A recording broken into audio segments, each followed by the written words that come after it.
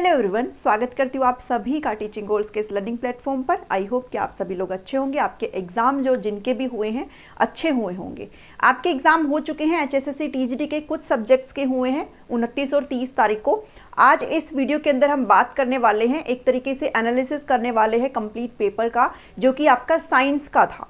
और HSSC TGT science का जो एग्ज़ाम हुआ है उसकी कट ऑफ आपके सामने, एस्टिमेटेड कट ऑफ के बारे में बात करेंगे कि आखिर आपकी ये जो कट ऑफ है वो कितने नंबर पर आपकी जाने वाली है, ताकि आपको अपने चीज़ों को लेकर के क्लैरिटी आ जाए। ठीक है, एक चीज़ और मैं यहाँ पर कहना चाहूँगी, ये जो कट ऑफ के बारे में आपको बताऊँगी वो कंप्लीट इस पूरे पेपर को एनालाइज करते हुए मैंने यहाँ पर बनाई है। और आपको जो भी चीज़ें यहाँ पर मैं एक्सप्लेन करूँगी वो सारी चीज़ें आपने अच्छे से समझनी है, ताकि आपको समझ में आए कि मैं आखिर क्यों कह रही हूँ, किस बेस पर कह रही हूँ। ठीक है, चलिए आज की इस वीडियो को शुरू करते हैं। और आपको यहाँ पर कितने नंबर आपके होने चाहिए हैं, ताकि आप लोग अपनी जो सीट है एक सिक्योर करके यहाँ पर मान सकते हो, इस वीडियो के अंदर आज कंप्लीट अच्छे से बात करेंगे। देखिए, आपकी जो कट ऑफ है किसी भी एग्जाम की, वो ऐसे ही नहीं जो है तय कर दी जाती है, उसके कुछ फैक्टर्स होते हैं। अपनी आज की इस वीडियो के अंदर भी हम लोग इसी फैक्टर पर बात करेंगे कि आखिर ये दो कौन से फैक्टर होते हैं। सबसे पहला तो आपका ऑब्वियस सी बात है, आपका जो एग्ज़ाम हुआ है उसका लेवल देखा जाता है। आपका जो एग्ज़ाम है वो किस लेवल का आया था, कैसे क्वेश्चंस आपसे डाले गए थे, उसका डिफ़िकल्टी लेवल क्या था, ये देखा जाता है। पहली फैक्टर तो आपका ये हो गया, जो कि आपका कट ऑफ जो है जिस पर आपकी डिपेंड करती है। दूसरा कट ऑफ आपका यहाँ पर मैं बिल्कुल बात करना चाहूँगी स्टूडेंट्स की, जो भी कैंडिडेट हैं उनकी प्रेजेंस कितनी है। भाई आपकी पोस्ट कितनी थी, 1531 आपकी टोटल पोस्ट थी, 1531 दोनों को मिला करके, आरओएच भी और मेवात को दोनों को मिला करके। बट वहाँ पर जो कैंडिडेट थे वो सारे प्रेजेंट नहीं हुए, कुछ कैंडिडेट वहाँ पर मिस थे, तो वो तो आपके रेस से बाहर हो गए।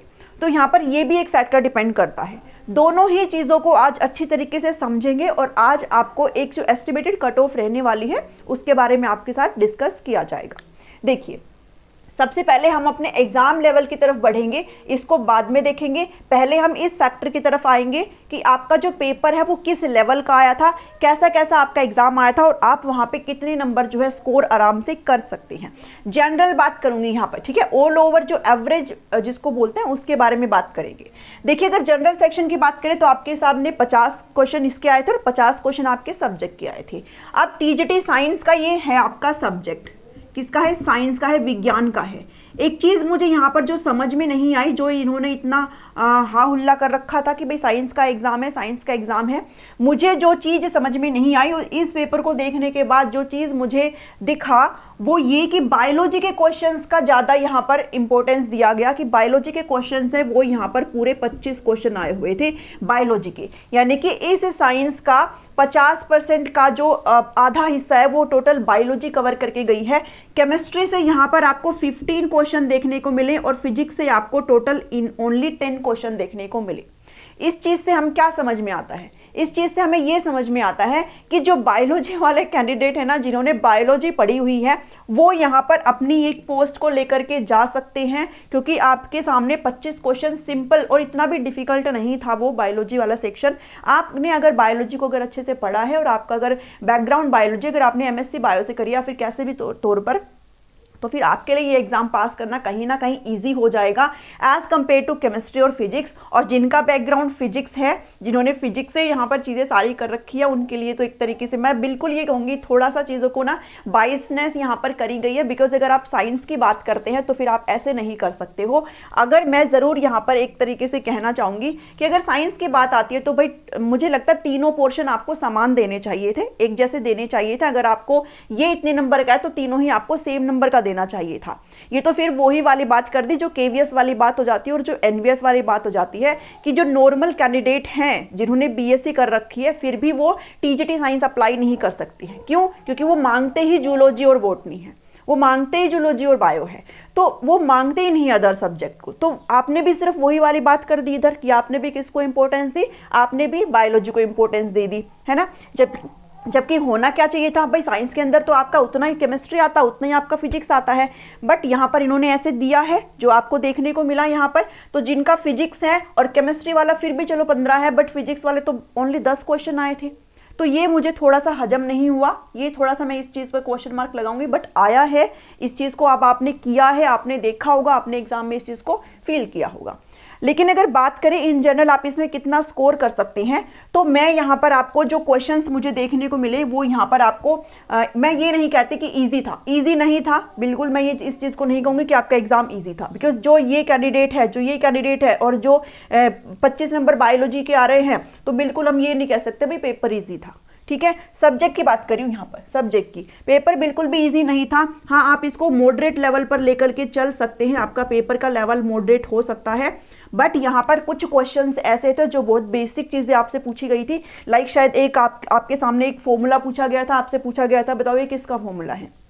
एक शायद आपसे मिरर का क्वेश्चन पूछा गया था कि आपको सब कुछ दे दिया गया था, बस आपको जो आपका इमेज होता है उसकी साइज आपसे पूछी गई थी, जो तो वो भी आपके लिए इजी क्वेश्चन है। कुछ आपके डिजीज से रिलेटेड क्वेश्चंस थे, वो भी आप आराम से कर सकते हो। तो क्वेश्चन आपके इजी भी थे, ठीक है, क्वेश्चन आपके कुछ क्वेश्चन काफ़ी इजी थे जो आप आराम से कर सकते हो। अगर आपने पोस्ट ग्रेजुएशन या फिर ग्रेजुएशन कुछ भी कर रखा है तो आप आराम से उनको कर सकते हो। कुछ क्वेश्चन आपको सोचने वाले थे, अच्छे से अच्छे लेवल के भी थे, तो यहाँ पर इसलिए मैंने इसको मॉडरेट दिया है। बात करें अगर आप इसमें कितना स्कोर कर सकते हैं, तो भाई इनके तो बल्ले बल्ले हैं, जिन्होंने बायोलॉजी वाले स्टूडेंट हैं, जिनका बायो बैकग्राउंड, तो उनका तो भाई पूरा आप ये मान लो भाई आपके पास तो एक अच्छा मौका है इस चीज़ को पाने का। अगर आपने अच्छी तैयारी करी है बायोलॉजी वाले जो भी है, तो आप इस एक पोस्ट को ज़रूर लेकर के जाएंगे।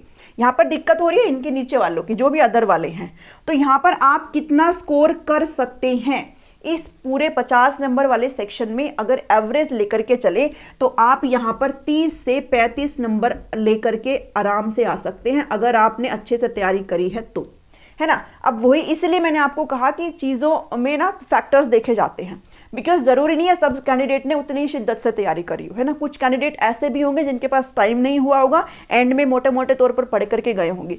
कुछ कैंडिडेट ऐसे भी होंगे जो कुछ और काम नहीं कर रहे थे, लाइक कुछ और अदर चीज़ें नहीं कर रहे थे, सिर्फ इसी एग्जाम के लिए पूरी तरीके से क्या थे, पूरी तरीके से इसी चीज़ पर ही डिवोट थे। तो ऐसा नहीं है, काफ़ी सारे स्टूडेंट यहाँ पर मिक्सअप है, इसीलिए यहाँ पर आपको एवरेज बताया मैंने कि आप इसमें 30 से 35 नंबर आराम से ले सकते हैं। ठीक है, इतना बड़ा कुछ भी नहीं था, बट हाँ मैं ये नहीं कहती एग्जाम आपका सब्जेक्ट का इजी था, बट आपको इजी क्वेश्चंस यहाँ पर देखने को मिले। ये बात थी आपके सब्जेक्ट की। ठीक है, अब बात करते हैं जनरल सेक्शन की। जनरल सेक्शन के अंदर क्या था ना, जितने भी आपके शिफ्ट हुए ना, उसके अंदर आपको एक चीज़ देखने को मिली है कि आप कुछ भी ये नहीं कह सकते हो कि अगर आज इस शिफ्ट में ये क्वेश्चन आए तो अगले शिफ्ट में आपको ऐसे ही क्वेश्चन देखने को मिलेंगे, बिकॉज सारे शिफ्ट के अंदर आपको चेंज देखने को मिला है। जितनी हार्ड आपकी 29 की शिफ्ट थी, दोनों शिफ्ट, उसके अंदर आपका साइंस भी आ जाता है, और साथ ही 30 का जो मैथ वाला था वो भी हार्ड था, बट अगर 30 का जब मैंने इवनिंग का संस्कृत का देखा तो वो बहुत बहुत ईजी लेवल का था, जो आपका जनरल सेक्शन है। बट यहाँ पर आप लोगों का नहीं था। जो आपका पेडागोजी था वो आपका मॉडरेट यहाँ पर मान करके चलिए, इजी बिल्कुल भी नहीं बोल सकते हैं, बिकॉज यहाँ पर जो सवाल थे, जो क्वेश्चंस थे, वो आप यहाँ से आपका दिमाग हिला देने वाले क्वेश्चंस थे। बेसिक पेडागोजी से क्वेश्चन नहीं थे। अगर कोई आपको ये कहता है कि क्वेश्चन बेसिक थे, नहीं, बिल्कुल भी नहीं थे। जो पेडागोजी वाले क्वेश्चंस थे, इनफैक्ट एक दो क्वेश्चंस में तो इनफैक्ट मेरा दिमाग भी बहुत घूम गया कि आखिर इनका आंसर क्या होएगा, बिकॉज आप जब काफ़ी दिमाग से सोचते हो तो आपको ये लगता है कि अच्छा इसका तो ए भी हो सकता है, बी भी हो सकता है, सी भी हो सकता है। काफ़ी क्वेश्चंस थे ऐसे। ठीक है, कुछ अप्रोच से कुछ क्वेश्चंस थे जो कि आपके आई थिंक 2 क्वेश्चंस थे अप्रोच से। ठीक है, अप्रोच से क्वेश्चंस थे। एक आपका क्रिटिकल स्किल था, लाइफ क्रिटिकल स्किल से क्वेश्चन था जो कि आपको काफ़ी सोच देने वाला था। इजी क्वेश्चंस भी थे, लाइक आपसे ट्रायल एंड एरर थ्योरी पूछा गया था, ट्रायल एंड एरर थ्योरी। ठीक है, तो ये नहीं कह सकते भी सारा ही हार्ड था, आप मॉडरेट लेवल इसको मान करके चलिए। और ये कह देना कि पेडागोजी इजी था, बिल्कुल भी नहीं इजी था। आपको वहां पर सोचने की जरूरत थी, और इनफैक्ट आपका दिमाग घुमा देने वाला था। बहुत सोचने वाले आपके सामने सवाल आए थे। ठीक है, बेसिक नहीं आ गए थे कि भाई आपसे कुछ भी पूछ लिया। तो इसलिए पेडागोजी अगर यहाँ पर आपके कितने नंबर की थी, पेडागोजी आपके 15 नंबर की थी, तो आप यहाँ पर कितने नंबर स्कोर कर सकते हो इस चीज के अंदर, तो आप यहाँ पर मान करके चल लो भाई 12 से 13 नंबर आप यहाँ पर स्कोर कर सकते हो। ठीक है, 12 से 13 नंबर आप जनरल मान करके चलिए। पूरे 15 में नहीं कहते, बिकॉज हो सकता है आप सभी के कुछ ना कुछ तो गलत हुए हों, बिकॉज क्वेश्चन आपके अच्छे थे, ठीक ठाक थे, अच्छे थे क्वेश्चन। ठीक है, ठीक ठाक भी नहीं, अच्छे क्वेश्चन थे। तो 12 से 13 आप पेडागोजी में स्कोर कर सकते हो। उसके बाद आपकी ईवीएस की बात आ जाती है। अब ईवीएस के अंदर भी अगेन यहाँ पर आपको मॉडरेट नहीं, मैं इस सेक्शन को थोड़ा सा हार्ड मान के चलूंगी, मॉडरेट टू हार्ड इस चीज को यहाँ पर मान करके चलेंगे, मॉडरेट टू हार्ड, बिकॉज यहाँ से जो आपके क्वेश्चन पूछे गए हैं ना वो आपसे फैक्चुअल क्वेश्चन पूछे गए हैं। आपसे ये नहीं पूछा गया इकोलॉजी क्या होता है, इकोसिस्टम क्या होता है, ग्रीन हाउस गैसेज का कंपोजिशन क्या होता है, ठीक है, आपका पॉल्यूशन से रिलेटेड नहीं था कुछ भी, आपसे पूछा गया फैक्चुअल चीजें कि अवार्ड पूछे गए कि भाई अवार्ड कौन सा आपको दिया गया इस फील्ड में, है ना, ऐसे क्वेश्चन आपसे पूछे गए। और आपसे जितनी भी चीजें पूछी गई, अगर आप करंट की जानकारी रखते हो, अगर आप डेली बेसिस पर करंट पढ़ते हो, नेशनल इंटरनेशनल अगर करंट पढ़ते हो तो आप इन क्वेश्चंस को बना पाए होंगे। बट अगर आप इस चीज की जानकारी नहीं रखते हो फिर आपके लिए चीजें हार्ड हुई होंगी, बिकॉज यहाँ पे आपको बेसिक नहीं पूछा गया, ठीक है। तो इस चीज को हार्ड लेकर के चलेंगे जिन्होंने बिल्कुल भी जो करंट है उनको नहीं पढ़ रखा है। तो इसीलिए ईवीएस अगर 10 नंबर का है तो यहां पर आप कितने लेकर के चल सकते हो, आप यहां पर 6 to 8 लेकर के चल सकते हो अपने मार्क्स। पूरे 10 आउट ऑफ 10 में भी किसी का आए हों, बट यहां पर चीजें इतनी भी आसान नहीं थी, ठीक है। रोड सेफ्टी की अगर बात करें तो रोड सेफ्टी आपकी हर शिफ्ट में अच्छी पूछी जा रही है। अच्छी का सेंस ये है कि आप बना सकते हो क्वेश्चंस, अगर आप अच्छे से आपने थोड़ा सा भी पढ़ा है तो आप इसमें 5 में से 5 नंबर ले सकते हो। इस चीज को मैं इजी लेकर के चलूंगी। आपके सामने मोटर व्हीकल एक्ट से हर शिफ्ट में क्वेश्चन पूछे जा रहे हैं, यहां पर आप जो है 3 से 4 नंबर आराम से ले सकते हो। लेट से आप यहां पर कितने नंबर ले सकते हैं, 4 नंबर आप यहां पर ले सकते हैं, ठीक है, 4 नंबर। उसके बाद जीके है, जीके तो आपकी आई थिंक सबकी थोड़ी ठीक ठाक ही होगी, और जीके आपसे 25 नंबर का पूछा जाता है, और इस 25 में से आप जो है 20 से कितने नंबर, अराउंड 20 नंबर, 15 से 20 नंबर आप यहाँ पर अराउंड ले पाए होंगे, 15 से 20 नंबर। और अगर आपकी जीके थोड़ी बहुत ठीक ठाक है, बिकॉज जिन्होंने मेरे चैनल से स्टडी किया है ना, तो उन्होंने क्या, उन जब क्वेश्चंस मैं देती हूँ तो रिप्लाई अच्छे आते हैं, तो मुझे लगता है आपकी जीके काफ़ी अच्छी है। तो आपने मान के चलो भी 20 नंबर आपने यहाँ से स्कोर कर लिया होगा, 20 नंबर, ठीक है। 20 नंबर नहीं तो आप फिर 15 नंबर तो आराम से मान करके चलिए, आपने इतना कर लिया होगा, बिकॉज क्वेश्चन जो है आपकी परियोजनाओं से भी कुछ क्वेश्चंस थे, एक क्वेश्चन नहीं काफी क्वेश्चंस आ रहे थे, और आपका बेसिक क्वेश्चंस भी काफी पूछे गए थे। तो जीके का लेवल मैं इजी टू मॉडरेट रखूंगी, वो हार्ड नहीं था, आप इसमें 15 से 20 आराम से ले सकते हैं, ठीक है। अगर अब इन सारी चीजों को देखें तो अब आप यहां से अपने मार्क्स यहां पर कैलकुलेट कर सकते हो। ये आपके जनरल चीजें मैंने बताई है, ठीक है। ऑल ओवर आप कितने नंबर यहां पर जनरल बेस पर आप ले सकते हो। तो आपके सब्जेक्ट के कितने हो गए, सब्जेक्ट के मान लो भाई यहाँ से हम 30 ले लेते हैं, सब्जेक्ट के आप हम यहाँ पर कितने ले लेते हैं, 30 नंबर मान के चलो। बाकी अगर किसी का सब्जेक्ट काफी अच्छा है तो आप वहां से 35 भी नंबर मान के चल सकते हो, वो फिर बाद की बात है, ठीक है। इन जनरल अगर बात करें तो 30 नंबर यहाँ से हम उठा लेते हैं। उसके बाद पेडागोजी में मान लीजिए आपने कितना स्कोर किया, 12 स्कोर कर लिया, ठीक है। और उसके बाद आपने यहाँ से कितना स्कोर कर लिया, 6 मान के चल लो यहाँ से, ठीक है। कितना 6, 12 और 6 कितना हो गया, 18 हो गया। यहाँ से इन दोनों का स्कोर 18 हो गया प्लस में। उसके बाद रोड सेफ्टी आप बिल्कुल 4 लेकर के चल लो। आई थिंक आपका सबका ये क्लियर हुआ होगा, और ये क्वेश्चंस बहुत ईजी थे। कुछ जो आपसे जो फिगर देखकर जो आपसे संकेत वाले क्वेश्चन पूछे जा रहे हैं ना, वो आप आराम से कर सकते हो, वो फिगर देख के आराम से आप बना पाएंगे। और यहां से अगर मैं उठाऊं तो यहां से आप मान लो भाई 15 उठा लो कम से कम, है ना, 15 उठा लेते हैं। 15 अगर उठाते हैं तो अब अगर आप इनको काउंट करते हो तो कितने नंबर आपके यहां पर बनते हैं, 30 + 22 + 15 यहाँ पर बन रहे हैं, 5 और 2 7 हो गए हैं, 3 और 2 5 और 1 6, 67 यहाँ पर आपके बन करके चल रहे हैं। ये मैं एवरेज बात कर रही हूँ, ठीक है। इन जनरल मैं यहाँ पर बात कर रही हूँ 67 इन जनरल, ठीक है। कैलकुलेशन एक बार देख लेना, 18 4 22 हो गए हैं, ये फिर कितना हो गया 22 2 37, हाँ ठीक है 67 हो गया ये, ठीक है।